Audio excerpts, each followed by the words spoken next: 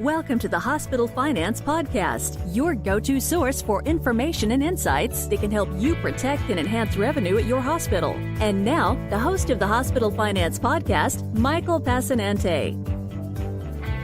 Welcome back to the Hospital Finance Podcast. This is Mike Passanante. Glad you could be with us. Today, I am joined by Rob Senska. Rob is our Director of Compliance Services and Associate General Counsel here at BESLER Consulting. And on today's podcast, Rob is going to walk us through 5 keys to mitigating risks with hospital and physician contracting. Welcome back, Rob. Thanks, Mike. I appreciate it. Great to be here. So let's walk through these 5 keys. The first one, pre-acquisition strategies. Talk to us about that. Absolutely. So first and foremost, from what I've seen in my experience, one key or pivotal way to mitigate physician alignment or contracting risk is to simply do your vetting, your due diligence up front. What I've seen in my experience is hospitals sometimes are a little short-sighted in the vetting of physician practices or even individual physicians. One piece of advice that I like to give our clients is to simply do a pre-acquisition audit of the billing practices and the billing processes of the target physicians. By doing this, even if you decide to take on the risk, at least you know what you have. You don't want to buy something, essentially, without knowing what you have up front. So, maybe you'll be able to address these things through the transaction and the transactional documents. But even if not, at least you know what you need to do from a management perspective in terms of auditing and education with those acquired physicians or practices. The second key is evaluating the fair market value.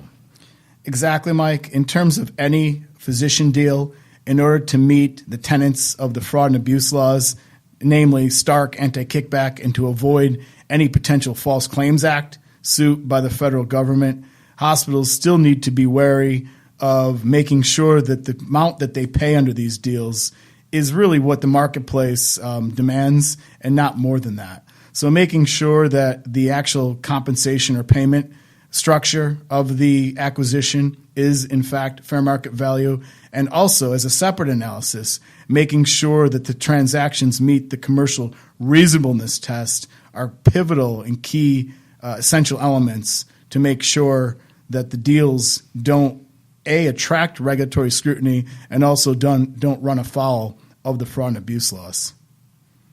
Rob, your third key is establishing consistency across providers. Can you tell us about that? Yes, absolutely. This is more what I call an MBA or management concept. It's really having a strategic approach to how you are acquiring practices rather than being haphazard or reinventing the wheel every time. Having some level of consistency in terms of how you structure transactions, in my opinion, even though it's more of a soft, intangible viewpoint, I think it's important to do that because what it shows out people looking from the outside is that you are in fact treating physicians with some equality. And by doing that, in my opinion, you run less risk of drawing scrutiny on your transactions.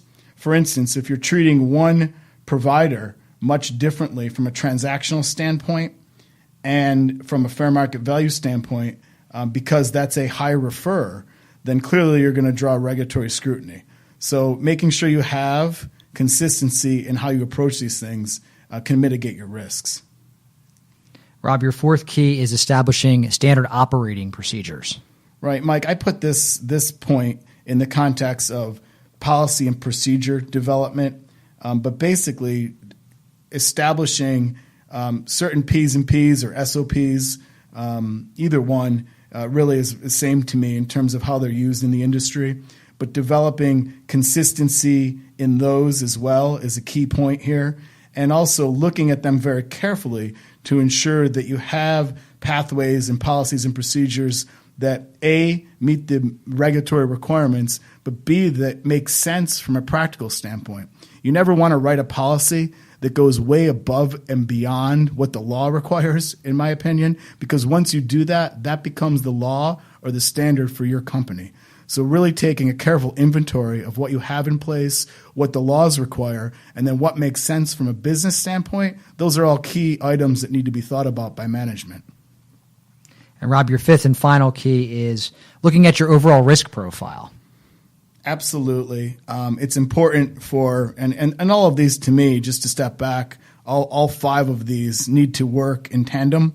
But understanding what your risk profile is. You'll hear the term thrown out there from consultants and attorneys and administrators, enterprise risk management. The enterprise risk management that I'm speaking of here is really specific to your physician alignment strategies, but it needs to be part of your overall company's enterprise risk management strategy globally. Boards need to be involved with this in terms of understanding what your risk profile is. If you don't know what your gaps are in terms of risk, how can you manage to them? So it's simply doing the assessments and the due diligence of your own company as to how you operate and how you manage these physician relationships is a key starting point. Now, the next question I would have was, well, how do you do that effectively? And I think the simple answer is going back to all of the excellent regulatory guidance we have now. Some things that come to mind offhand specifically are the 1998 and then the 2005 supplement of the Hospital Compliance Program guidances. Those keys, those haven't changed. And they're still out there. They're on the OIG website, looking at relevant advisory opinions that the OIG puts out. I think the 1994 OIG fraud alert is still relevant in parts. These things are places for any compliance officer or person running physician practices. These are key pieces and key guidances that the government has put out. To me, they're really a roadmap for ensuring compliance and lowering your risk. Rob, these are such important points for hospital physician contracting arrangements. This is a key topic for hospitals across the country today. Thanks for stopping by and shedding some light on that with us. Thank you so much for having me. If you enjoy the Hospital Finance Podcast, please head up to iTunes to subscribe and leave us a positive review. This concludes today's episode of the Hospital Finance Podcast. For show notes and additional resources to help you protect and enhance revenue at your hospital, visit BESLER.com/podcasts. The Hospital Finance Podcast is a production of BESLER Consulting.